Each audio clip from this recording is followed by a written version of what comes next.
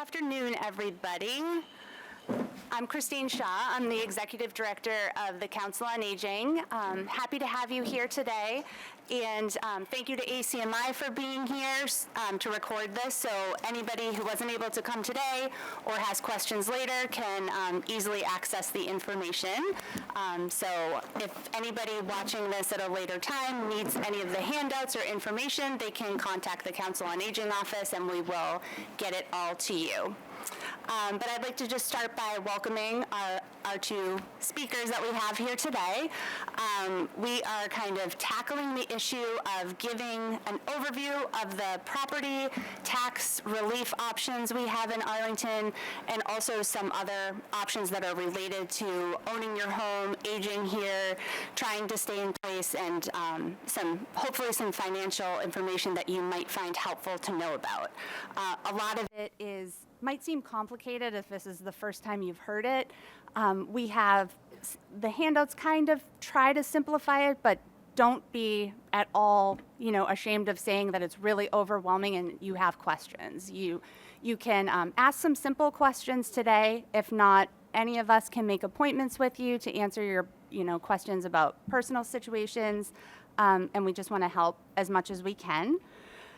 So first, I just want to, again, introduce our other speakers. We have on the far left, Dana Mann, who is the Director of Assessors here in Arlington.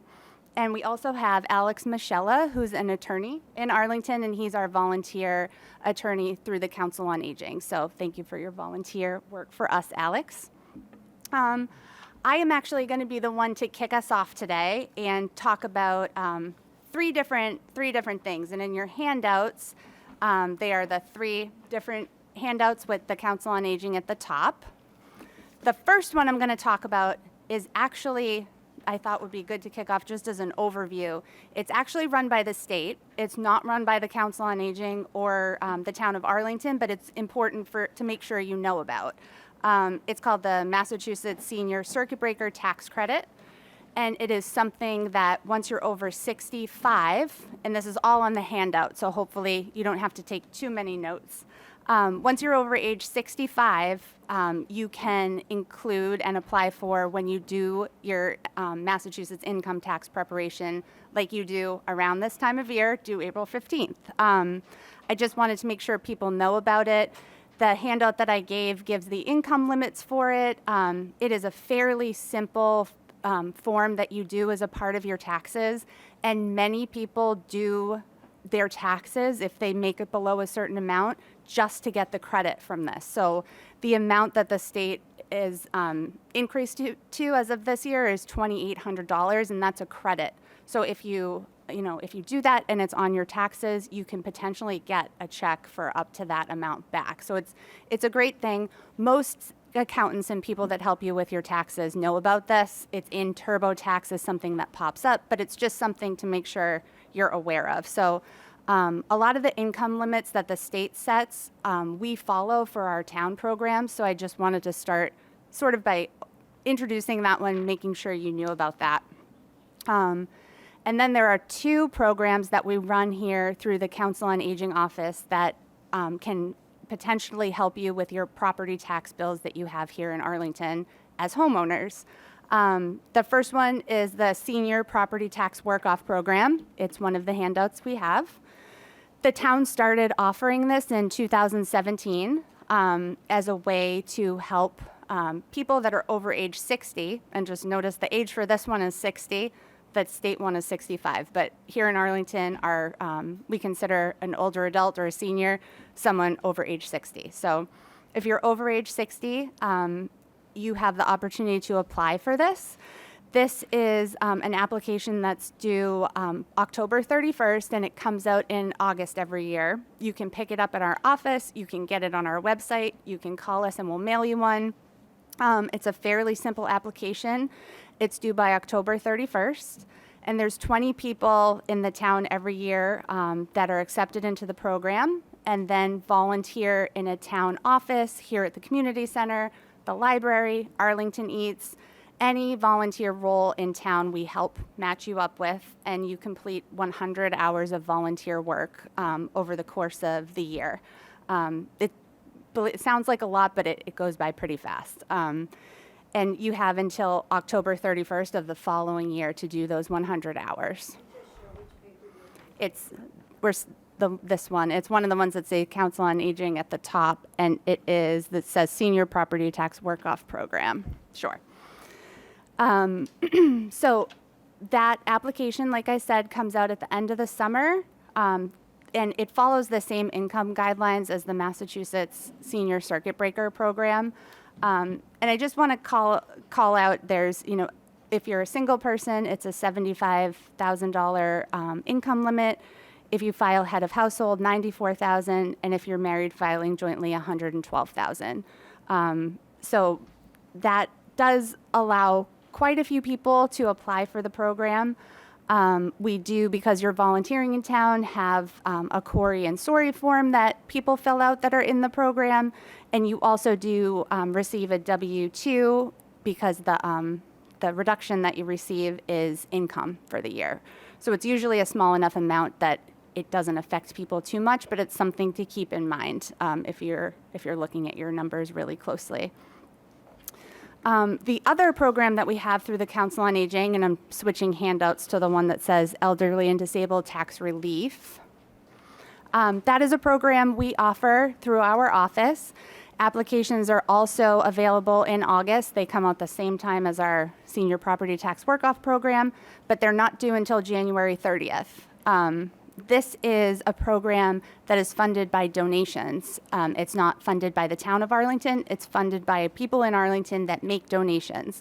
When you receive your tax bill, you might notice that there's a checkbox at the bottom that says something along the lines of, I'd like to donate extra for this organization. And it gives you a couple choices. One is this Elderly and Disabled Tax Relief Program. In the past few years, we've gotten anywhere between $13,000 and $15,000 donated, which is very helpful. And we have a committee of volunteers that is appointed by the select board and meets to review the applications every March. We take off all of the identifying info, street names, obviously people's names, anything that would identify the person applying so that it's non-biased. And the people on the committee go through the applications and decide which, if any, can be funded from the donations collected over that year. We've typically gotten about 25 or so applications, and although $15,000 is a generous amount of money, it goes very fast because you all know roughly probably what your quarter four tax bills are, and that's the quarter that the benefit is applied to. So in the past, we've given anything from a full quarter for tax bill financial relief, or sometimes $1,000 off, sometimes $500 off, sometimes, and unfortunately, more times than we'd like, we can't fund it because we run out of money. So it is a nice benefit that is there, and it is funded, like I said, through donations.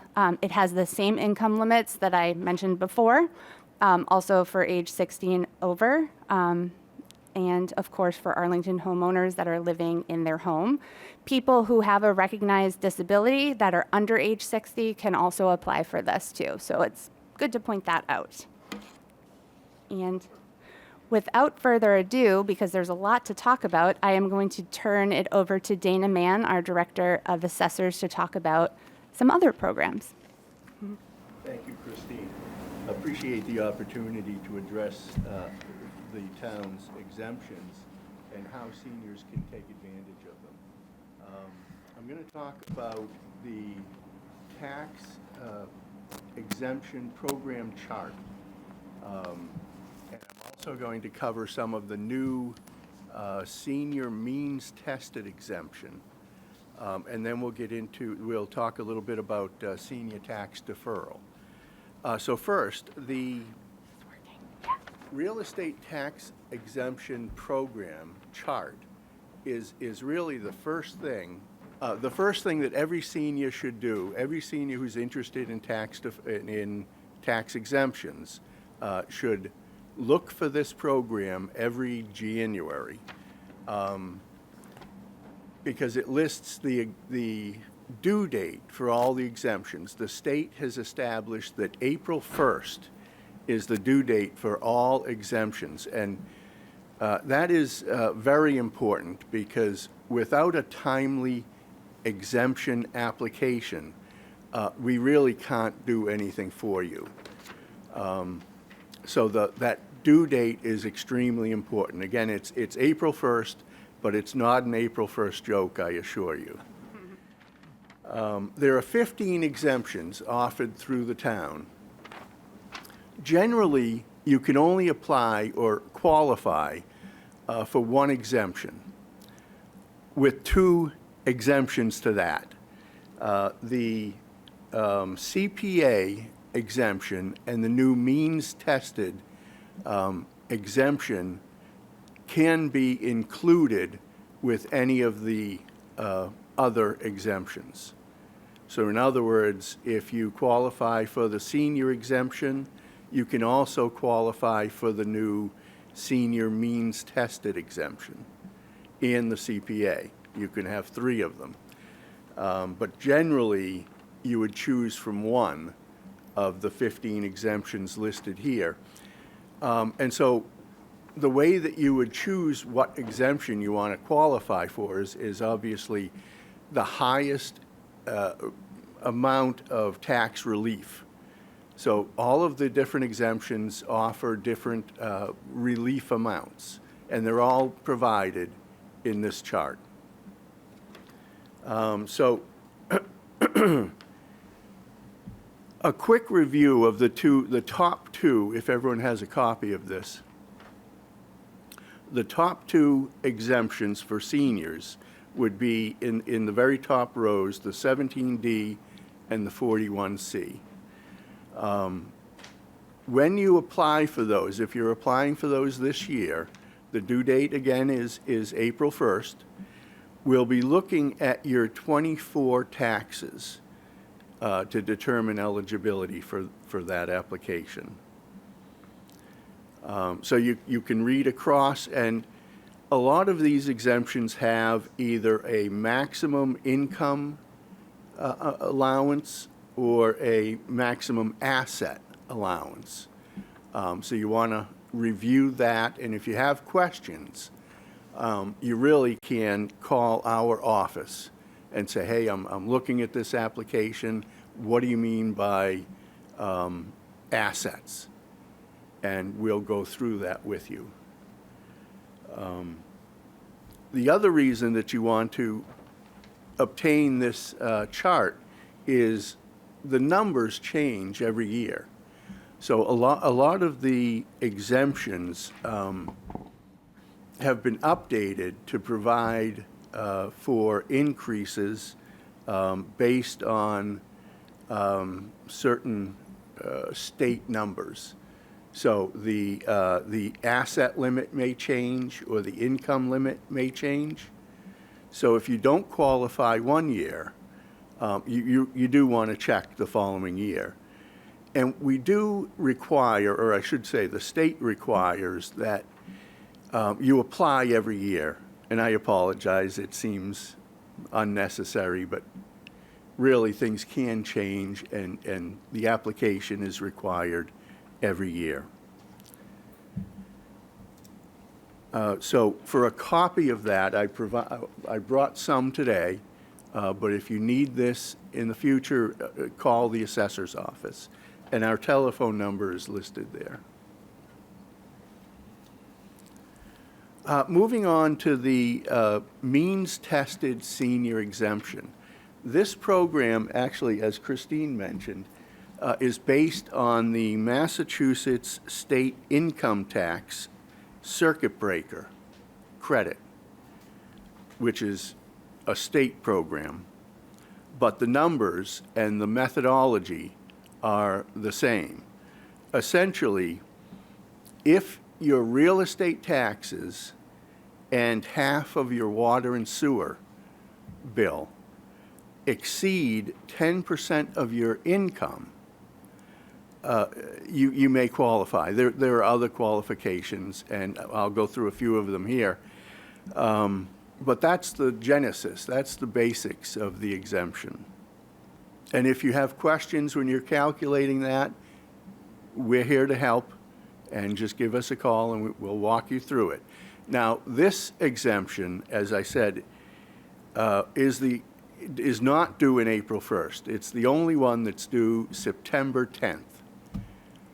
And that changes a few days each year. But this is due in September. Now, this program, the income that you would use to look at would be from your 2025 tax return.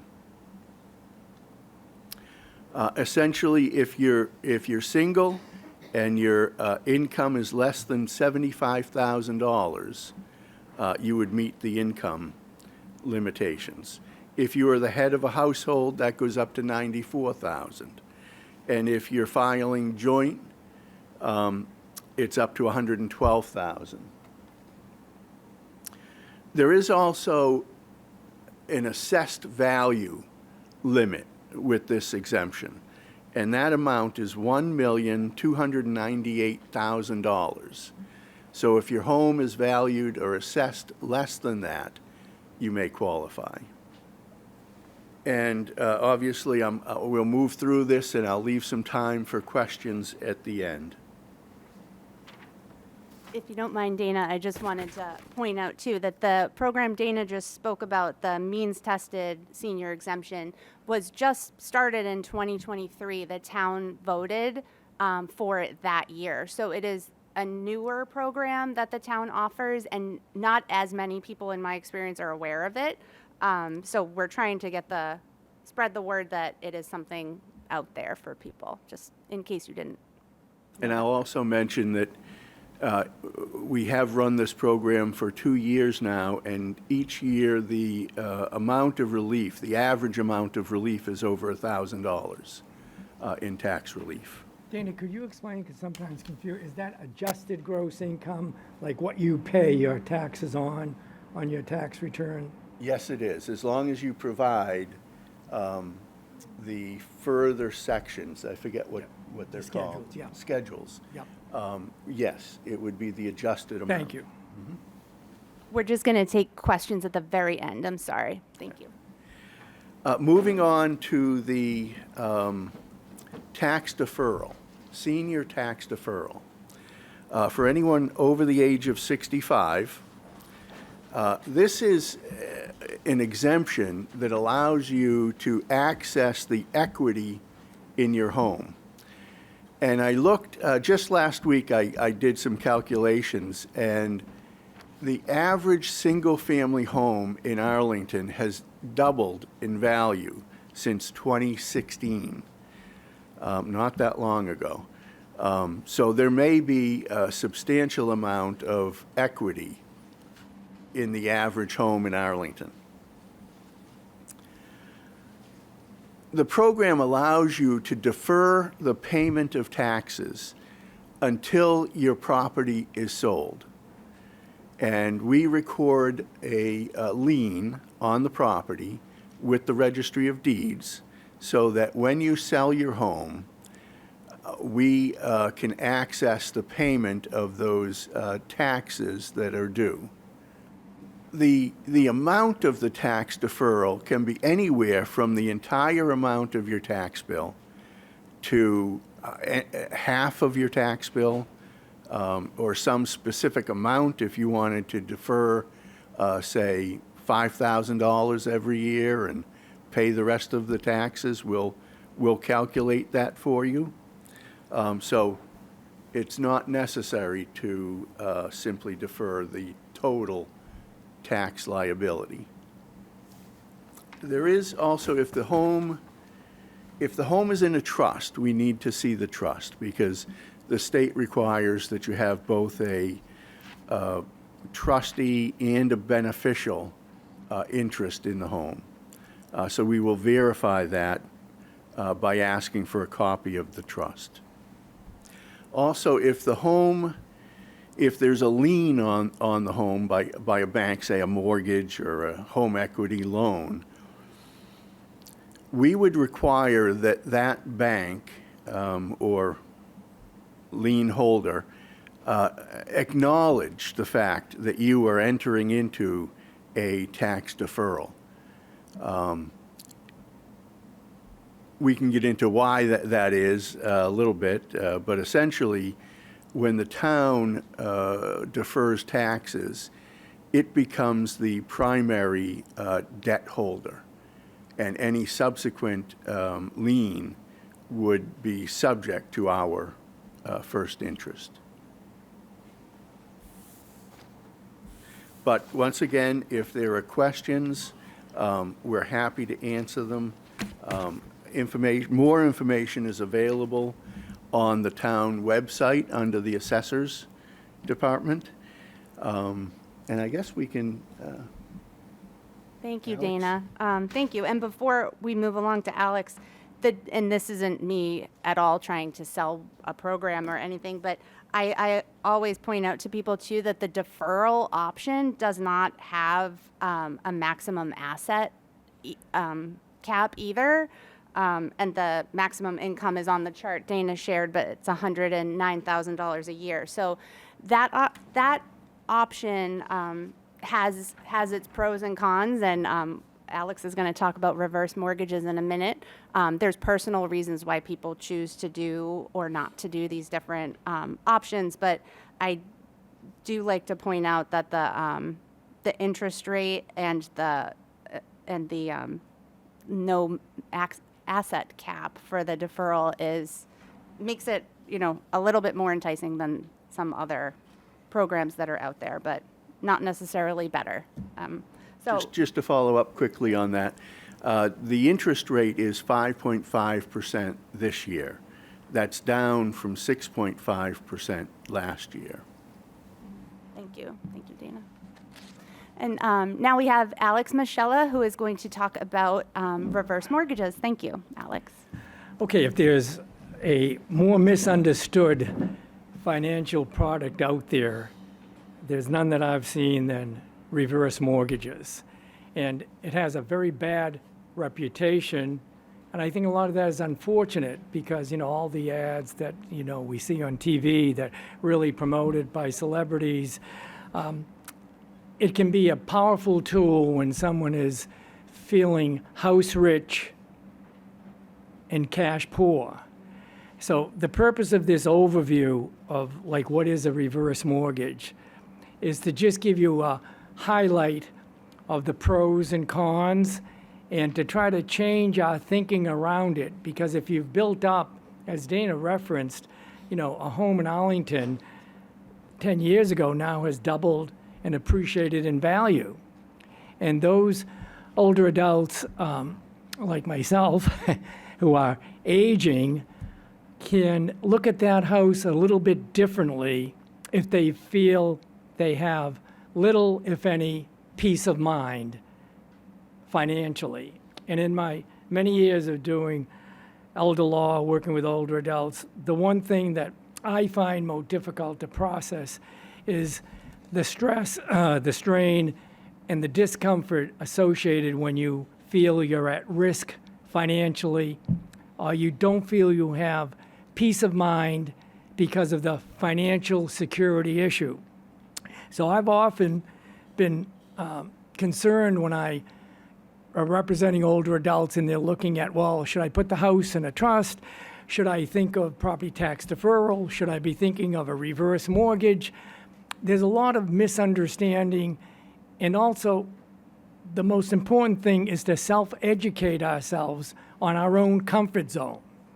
And I have worked with reverse mortgage specialists, and I just have go-to person who was a former student of mine when I taught elder law at Suffolk Law School, where I went, and he's a lawyer and he's developed a practice, but this is a financial product. Just like buying insurance, that person gets a commission, gets paid.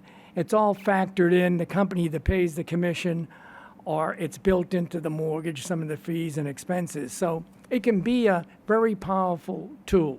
So you've got to be mindful that a home equity line of credit is difficult to get when we're older because you have to submit a mortgage application. They're going to look at income. They're going to look at debts. So if you're overextended with credit, you're not going to get a home equity line of credit, even though you have all this equity in your house. So the reverse mortgage can be looked at as a very powerful vehicle, and it's heavily regulated. There are certain rules and regulations. It can't be abused. You have to go through a financial counseling process with a nonprofit agency. It has to be done for the right reasons. But let's talk about the most important things about a reverse mortgage and some of the definitions so you just understand it. It differs from a home equity line of credit because it's based on a certain percentage of the assessed value of the house. So let's say most of the time it might be 60%. So if you own a two-family in Arlington these days, and that property, depending where it is going to be close to $1 million or plus. A 2 or 3 family home in Arlington is a very valuable asset. If you own a single family home, you're going to be close to $600,000 to $1 million range. Younger people cannot afford to buy property in Arlington. Property is appreciated so much in value. Interest rates on mortgage are kind of coming down a bit. So you may be in a position where you're saying, I want to age in place. I feel financially strapped. Is a reverse mortgage right for me? So you have to know then that to qualify for a reverse mortgage, and let's just go to some of the charts. You go to page 3. The minimum age is 62. If you're a surviving spouse and it's jointly owned, you both are able to apply for that. There's a HUD certification process that you have to go through.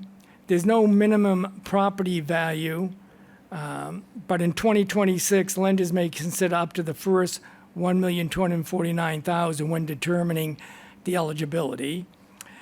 The property securing the loan must be your primary residence. You can have the property in a trust as long as you have a life estate in the property. A irrevocable trust presents problems for a reverse mortgage unless you've reserved a life estate, the right to live right in the deed. So when we talk about trust, revocable problems, no problem, just like Dana mentioned, as long as you have the beneficial interest and you're really controlling it, you'd be able to get the exemptions and also a reverse mortgage. You have to live in the house, and if you're out of the house for a year or more, then that note could be called due. So if one ends up in assisted living or a nursing home, that house would have to be sold. And the most important thing to know about a reverse mortgage is that it's what's called a non-recourse loan. All that means is you or your children or your heirs are never responsible for that loan because part of the expense of the reverse mortgage is the HUD insurance, which could be up to $8,000 to $10,000 built into the reverse mortgage. So if the property goes underwater, the bank is still going to be reimbursed for the balance of the reverse mortgage. The reverse mortgage means you pay nothing on a monthly basis.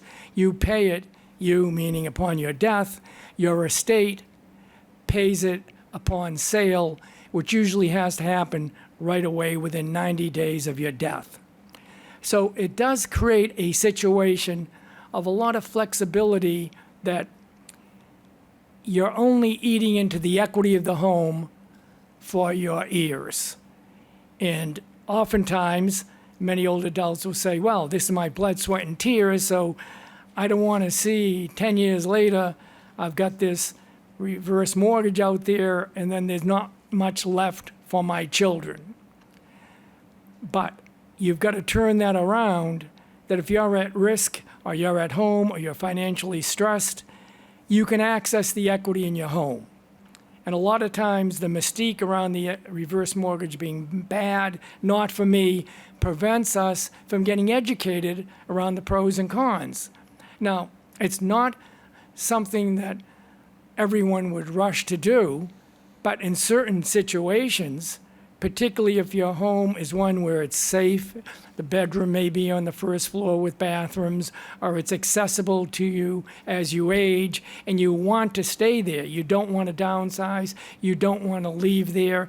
You've got all this equity built up, and in your mind, emotionally, you feel stressed financially. You don't have peace of mind. Why would you sit on your hands and feel financially stressed out when you have this tremendous equity that's sitting there in your house? Now, am I a disciple of reverse mortgage where I'm independent? When clients get one, you should be talking to your close financial advisors. You should know about them. If you have an attorney that's experienced, they can go through this with you. You can look at the costs. But there are some factors about a reverse mortgage that are very good. I've seen it, for example, where someone has a mortgage, say the house is valued at, say, $800,000. They have a $150,000 mortgage. It may even be at a lower interest rate, but that $1,600 or $2,000 mortgage a month is breaking their back. Cash flow-wise, if they had that off the table, their life would be better. How do they get rid of that $2,000 mortgage? The reverse mortgage would factor in like a line of credit. You'd look at the assessed value of the house. You'd have it appraised independently. You'd get a line of credit, say, for $400,000. You could draw on that monthly. You could use it as a lump sum. Most of the times, it's used to pay off that mortgage, pay off credit card debt, and give someone the peace of mind that I'm starting fresh. They're able then to factor in that they can take some of that money from the reverse mortgage line of credit, kind of just like a home equity line of credit, but you probably aren't going to get a bank to give you a home equity loan at our age. Your income is fixed.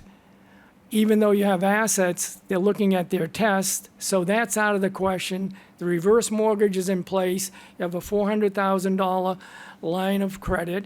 You draw down as you wish. Do you want to treat it as an annuity? $5,000 a month, $2,000 a month. It's wired into your account. The biggest problem with a reverse mortgage that we need to understand is that the balance of the loan that accrues, so you have this reverse mortgage, you've got a $400,000 line of credit, you've used it for renovations, paying off other mortgages. The balance due, the interest is compounded. Now, compounding interest is often overlooked, but it can be very prohibitive in terms of an eye-opener as to 10 years down the road, what's owed. Let me give you an example of that in the handout just quickly. Go to page 4. If I want to number these right. Okay, there's a little compound interest chart. Now, when interest compounds on our savings, that's fantastic, but when it compounds on a debt, it can be backbreaking. So let's just look at this and work our way through it quickly, because I think it's important. And by the way, this chapter is in our great guide that we do with the MBA, with the Massachusetts Academy of Elder Law Attorneys. We have this partnership, and I often speak with older adults here, and we use this guide, and it covers everything in there, power of attorneys, life estates. It's a great, but this reverse mortgage chapter, I summarize from there. We do have the guide too in our office. If you would like to borrow one or take certain pages to make photocopies, you can always come to the COA. Thank you, Alex. Okay, so the example given is, say you borrow $50,000 at 2% interest, compounded monthly, and January, the interest is $83.33, 50,000 times 0.2, then divided. In February, the February interest is 83.47. These numbers are kind of tough to process, but let me run through it with you. So a 70-year-old couple in a $500,000 home sets up one of these HICMA. That's a home equity reverse mortgage, just the acronym for it, with a line of credit of $283,000. So fairly typical, $500,000 home, $283,000 line of credit. They're $19,543 at the closing costs. Now, those closing costs are application fees, the HUD insurance, the expenses. Expensive to borrow, $283,000. You're paying close to $20,000. Now, so you would look at the list of the disclosure statement. Here are all the costs to get this line of credit that's now called a reverse mortgage. The beginning loan balance is $144,000. If the couple sells their home or dies 15 years later, they're now 85. Their outstanding loan balance could be $255,000. Over that 15-year period, $111,000 and lender interest and FHA mortgage insurance has built up and is added to their outstanding balance. So it's quite a shocker that down the road, this loan now has $111,000 of interest on it. But one has to look at, this couple was 70, they're now 85. How have they lived those 15 years? If it's benefited them through home health care, through paying off a mortgage, to giving them more peace of mind, how do we assess the value associated with that? Now, that balance of the money that's due, the $255, would be paid from the sale of the house. The kids get less money at that point. You may say, well, I want this house or the money to go to my kids when I go. So you've cut into their inheritance. So if you understand the framework of the reverse mortgage, you'll understand that in many cases, it is the only option. Unfortunately, an elder in this community was scammed by a crypto coin bid. Terrible. And I know other very intelligent people, too, have been part of crypto coin scams. As a matter of fact, they use home equity lines of credit to get out of the scam.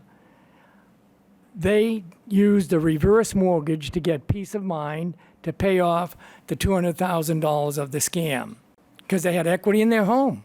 They couldn't get a mortgage. A family totally stressed out with a mortgage of $150,000, use it to pay off the mortgage, and then to do some repairs, pay off some credit cards, and start fresh. So you can go through a checklist of when it's a very useful, important tool. You just have to understand the expenses, how it works, and then you'd have to go to a nonprofit agency who counsels you to make sure there's a legitimate reason you do it. You don't use it to invest in an annuity. You don't use it to take the money because I'm going to get more interest income. You've got to have a purpose and a plan that fits your particular situation. So all of the information is in this really outline, this 5-page outline. I'd rather answer your practical questions in terms of maybe eligibility for them, how it's processed, the applications, any other hidden costs. I don't know how many of you are homeowners where this is even relevant of interest to you, but if you are in a situation where you have a tremendous amount of equity in your home and you're feeling a bit stressed, you may want to think about it. You wouldn't get the reverse mortgage to really give your kids money now. I mean, that's something be careful about. Sometimes it's being done, and I saw a woman give $200,000 of the reverse mortgage money to his son to buy a house in New Hampshire. Then there's a divorce. The house goes under, and the woman is stuck here with this, and what did I do? And, be very careful that you know it fits your particular situation. Thank you. Thank you, Alex. So what our goal was today was really to give you a kind of a menu of different options that might be available to you.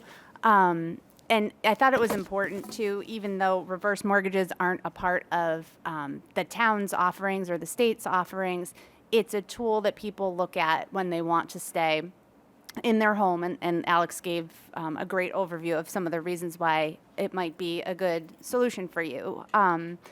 And then every other one of the exemptions Dana listed and the programs that we have and the deferral that the town offers, they have their pros and cons. And I just want to mention, we have 2 social workers at the Council on Aging. Some of you might know Lori and Marcy. They're wonderful at talking through options with people. They've been doing this many years, and if they know you or if they don't know you, you can give them a snapshot of what you're looking at, and they're pretty good at saying you would qualify for this and this. You won't qualify for this. I can help you with the applications for this. So some of the applications, depending on the programs, are cumbersome. You have to pull some materials together. It can be overwhelming, and if you needed some help, we're here at the Council on Aging to see if we can help you. You would just call us. But that being said, we're happy to open it for if there are any questions about the programs, and we will try to repeat the questions in case folks can't hear, and definitely so the folks that see this later on ACMi can hear. Yes, go. So the question, just in case it wasn't heard, thank you, was on the chart that Dana shared with the exemptions under maximum assets allowed, does that include the value of your home? And the answer is no, it does not. No, exactly. In fact, all of these exemptions exclude the value of your home in Arlington, your primary residence. So the question is if income that you're getting, like Social Security and annuity, is included in the maximum asset allowed. Yes, generally these allowances, income allowances would include all types of income. But if there's a specific question, I would suggest you give us a call.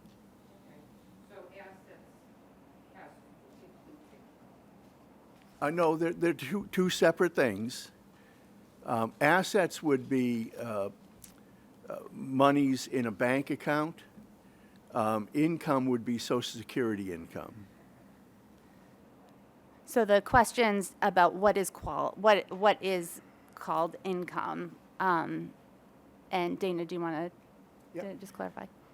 Sure. So it would be after any deductions that are taken. As long as you show us the schedules that declare those deductions. I asked Dana that, and I shouldn't have asked the question because the rule was no questions, but lawyers can't stop asking questions. Drives my wife crazy. But adjusted gross income is what we pay our taxes on. So when you go to your CPA, and there's a line that will say adjusted gross income, and that's the one, that's the magic number. Gets confusing, you know. So if you do have your taxes prepared every year, that is pretty much a crucial form when you're looking at this because it has all those numbers calculated. And like Dana said, for the upcoming cycles, it's either your 2024 or your 2025 taxes that you may or may not have completed yet for 2025. So I'll just paraphrase. The question was about reverse mortgages and if she understood correctly in that it is similar in her understanding to a home equity line of credit, but that you don't have to use it all at once. Great question. Yes, you can take it lump sum, but usually, say you're approved for $250,000, it sits there. You may pay off mortgage, credit card bills, or you may set it up so you can get so much a month. It's the same as a line of credit, really, but you don't pay it off during your life. Yeah. The compounding is on your whole line of credit or just on the part that you take it out at that time? the unpaid, the amount, the balance, the amount you've taken out. So if I had a $100,000 line, took out 100,000, that's what compounds? Yes, and that's why it's a surprise, like, whoa. That's the negative side of it. That last question was just about the compounding interest in a reverse mortgage. So the question is if the insurance for a reverse mortgage is wrapped into the amount out of the line of credit that you're paying interest on. Another excellent question. Whatever that amount is that's owed after your death includes the interest. And if when the house is sold, there wasn't enough to satisfy that, that insurance then kicks in to pay that difference. You follow me? So it's not an extra surprise cost, and on top of that, 100,000 compounding interest, you have to pay the insurance. No, you've got to pay whatever, let's just say at the time of sale, the balance is due with all the compound interest is, instead of, it's like $210,000. That includes the interest. If you pay with the sale proceeds, but if there wasn't enough money to pay that because the house went down in value, the HUD, the insurance would kick in and pay it. It's not like anyone is liable for it.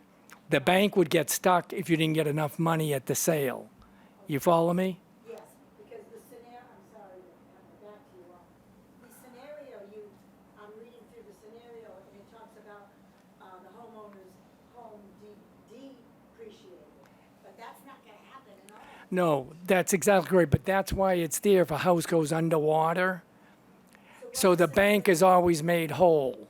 So we're sitting on, these gold mines of our houses, so that scenario doesn't play out for my home if I got a reverse mortgage. Am I understanding this correctly? She's just saying that the scenario in the sample Alex gave in his handout talks about the home depreciating in value and pointing out that most homes in Arlington have appreciated and gone much higher in value. And some people have that point of view, and some people are a lot more cautious with how they look at it too. So you're correct that, and what Alex said, you're sitting. To clarify that, and it's good to kind of talk that through, is just imagine you've taken out a couple $100,000, it's 10 years down the road as the example, you're at the estate sells the house, and they don't get enough money to pay whatever that balance is, including the interest. The HUD insurance is going to pay the bank. Your estate isn't liable. You're just no equity for your kids or no equity for your heirs. Why? The balance due was so great. You follow me? Yeah, yes. I'm glad we talked it through. So the HUD insurance is really there to protect the bank. Yes, yes. And every reverse mortgage has the HUD insurance, correct? Yes. It's not a choice, yeah. Good point. And that's the expensive part of a reverse mortgage. Thanks, Laura. The question was, if you do the COA's property tax work-off program, which is the volunteer program, we do have lots of volunteers that kind of, Laura said, mixed and matched what organizations they volunteer for. We're completely flexible on that. Some people become part of the program and they say, I love Arlington Eats. I've always volunteered there. Can I stay there? And we say yes. Sometimes we have a small project to do that's 50 hours, and then they're looking for something else, and then they go to the library. But finding the volunteer work is never the problem for the program. That's the easiest part. The question is just if there's different regulations or rules that have been put in place recently that might have changed what the perception is now of reverse mortgages. It's heavily regulated, but there's a lot of myths about it that it's a bad thing because people just don't understand. A lot of even local banks might say, oh, you don't want to do that because, they don't offer them, they don't get involved with it. So it's kind of like a public perception. Do you think, Alex, that the compound interest is a big thing that people might not have been aware of and then gotten? Yes, Yeah. gotten burnt. I didn't know about that. Good I'm just point. wondering. Yes, a big surprise. You never told me that, kind of thing.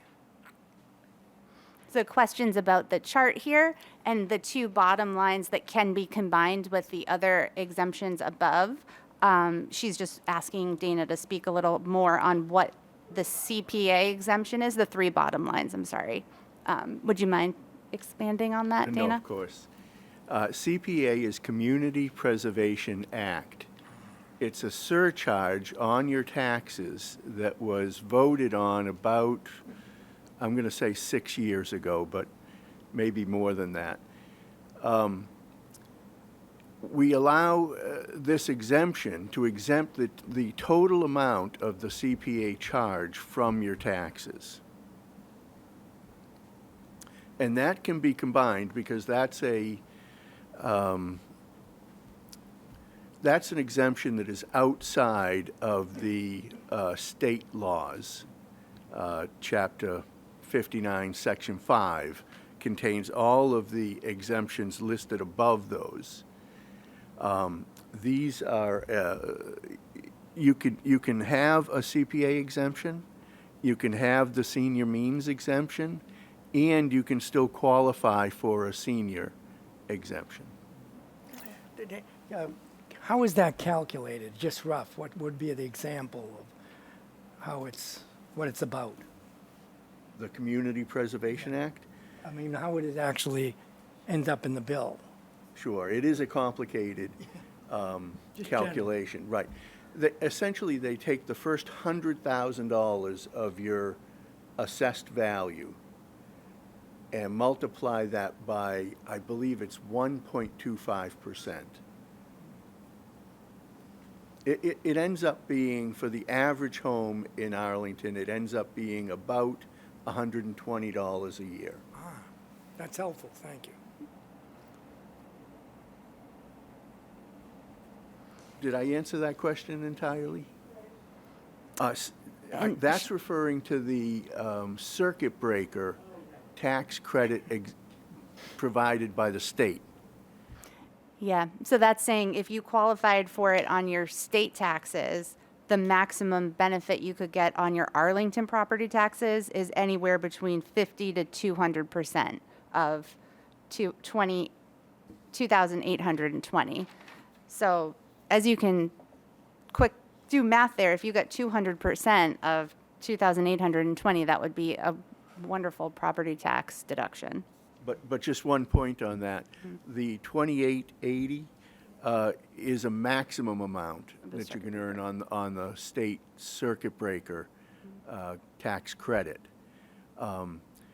The select board votes every year a percentage of what your credit was with the state. So you may meet the maximum, but it may be somewhat less than that. But that's what the percentage would be on. Thank you. And she was just giving an example that she applied for the deferral option, which at the end is that 41A, deferring your taxes until the home is sold. And we do see that at the Council on Aging too, that if you still have a mortgage on your property, it, in my opinion, can be difficult for the bank to approve it. I don't think it's not, we try, if we're helping you with it, to say that up front, but. It was quite a lot of jumping through hurdles to get to the actual answer. And it was a shame. Your office was very helpful, but that was really disappointing. That's significant to note because many mortgage companies operate in their own sets of procedures, and I'm wondering if refinancing, you might run into it with any mortgage company, unfortunately. So you mean this mostly benefits people who have paid off the mortgage? Yeah. I just want to clarify, just the deferral option the tax deferral, in my opinion, mostly benefits people who don't have a mortgage already. Yep. That's interesting. Yeah. There have been times that banks have said it's okay, but I haven't seen it recently. Have you seen it, Dana? No, in fact, the last two deferral applications, I assisted the applicant in speaking with their financial institution and obtained the necessary documents Was it a low to move mortgage? forward. Were they low mortgages? Under 50,000, maybe? Yes. Yeah. The higher the mortgage, the more scrutiny, maybe. Yeah. Is there any other questions? No? Well, thank you very much, and please feel free to reach out to our office, the Council on Aging, and I know there's a bunch, we've used a lot of numbers and a lot of words. We're happy to meet with you or send you to the assessor's office to meet with them over there. They have a helpful staff, but thank you for attending, and we look forward to seeing you again. Thanks. ACMi productions are only made possible with your support. Visit patreon.com/ACMi to learn how you can help.